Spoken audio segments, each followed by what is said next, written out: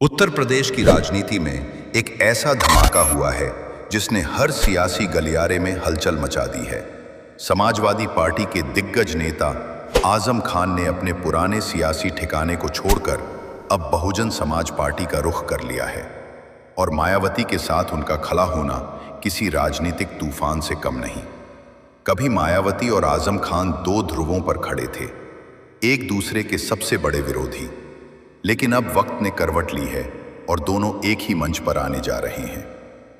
मायावती के इस कदम से पूरे प्रदेश की राजनीति में नई बिसात बिछ गई है। आजम खान, जो समाजवादी पार्टी के संस्थापक नेताओं में से एक माने जाते थे, जिन्होंने रामपुर से लेकर लखनऊ तक सपा का झंडा बुलंद किया, वही अब कह रहे हैं अब समाजवादी पार्टी में समाजवाद नहीं बचा, वहां अब बस परिवारवाद रह गया है। ये बयान किसी विस्फोट से कम नहीं था। राजनीतिक गलियारों में चर्चा है कि आजम खान का मन लंबे समय से सपा से खिन्न था। अखिलेश यादव के दौर में उनकी अनदेखी, लगातार बढ़ती कानूनी परेशानियां और पार्टी के भीतर घटता कद, इन सब ने आजम खान को मजबूर कर दिया कि वे एक नई सियासी पनाह तलाशें। मायावती ने इस मौके को तुरंत पहचान लिया। उन्होंने न केवल आजम खान को सम्मान दिया, बल्कि उन्हें बसपा में वरिष्ठ सलाहकार की भूमिका की पेशकश भी की है। सूत्रों के अनुसार आने वाले लोकसभा चुनावों में मायावती आजम खान को मुस्लिम समाज का चेहरा बनाकर मैदान में उतार सकती हैं, ताकि दलित मुस्लिम एकता को फिर से मजबूत किया जा सके। राजनीति के जानकारों का कहना है कि अगर दलित और मुस्लिम एक बार फिर एकजुट हुए तो यूपी की सत्ता के समीकरण पूरी तरह बदल जाएंगे। इतिहास गवाह है कि जब जब इन दोनों वर्गों ने एक साथ कदम बढ़ाया है, सत्ता के सिंहासन हिल गए हैं। मायावती का ये नया दांव सीधे बीजेपी और सपा दोनों के वोट बैंक पर असर डालेगा। मायावती ने अपने हालिया बयान में कहा, अगर आजम खान जैसे नेता हमारे साथ आते हैं तो ये बहुजन आंदोलन के लिए गौरव की बात होगी। ये बयान केवल औपचारिकता नहीं, बल्कि एक संकेत है कि बसपा अब अपने पुराने जनाधार को फिर से सक्रिय करने जा रही है। आजम खान का ये कदम मायावती के लिए वो चाबी बन सकता है जो लंबे समय से बंद पड़े बहुजन दरवाजे को फिर खोल दे। वहीं समाजवादी पार्टी के भीतर इस खबर से अफरा तफरी मच गई है। पार्टी के पुराने कार्यकर्ता दबी जुबान में कह रहे हैं कि नेतृत्व अब केवल परिवार के इर्द गिर्द सिमट गया है, बाकी नेता खुद को उपेक्षित महसूस करते हैं। यही असंतोष अब सपा के लिए सिरदर्द बन गया है।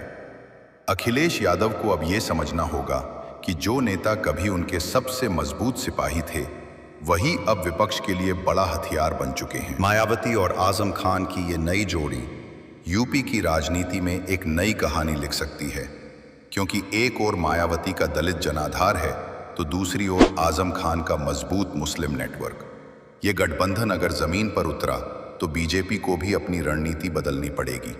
मायावती ने साफ कहा है कि उनका लक्ष्य सिर्फ चुनाव नहीं, बल्कि बहुजन स्वाभिमान की पुनर्स्थापना है।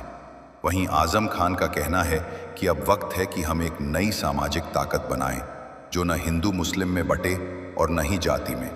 दोनों नेताओं के इस बयान से एक नई सियासी विचारधारा जन्म लेती दिख रही है, जहां दलित और मुसलमान फिर से एक साथ खड़े हों, जैसे कभी 1993 में मुलायम माया के गठबंधन के वक्त हुआ था।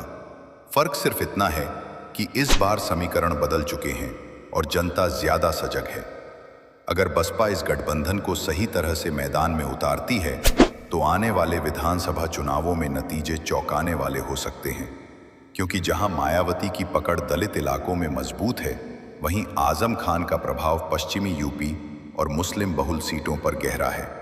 दोनों का मिलन बीजेपी की रणनीति के लिए भी एक नई चुनौती बन सकता है। बीजेपी अब तक हिंदू मुस्लिम ध्रुवीकरण के जरिए राजनीति करती रही है, लेकिन अगर बसपा ने सामाजिक न्याय की नई परिभाषा गढ़ी तो ये पूरा खेल बदल सकता है। राजनीति के पुराने जानकार मानते हैं कि मायावती अपने अनुभव और आजम खान अपनी भावनात्मक अपील से यूपी में थर्ड फ्रंट को एक बार फिर जिंदा कर सकते हैं।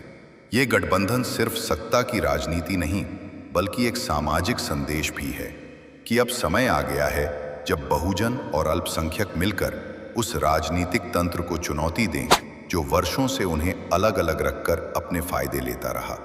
और जब ये दोनों ताकतें एक मंच पर आती हैं तो इतिहास गवाह है कि सत्ता के गलियारों में सन्नाटा छा जाता है। यूपी की जनता अब इस जोड़ी को एक नई उम्मीद की तरह देख रही है, एक ऐसी उम्मीद जो जाति और धर्म से ऊपर उठकर सामाजिक सम्मान की बात करती है।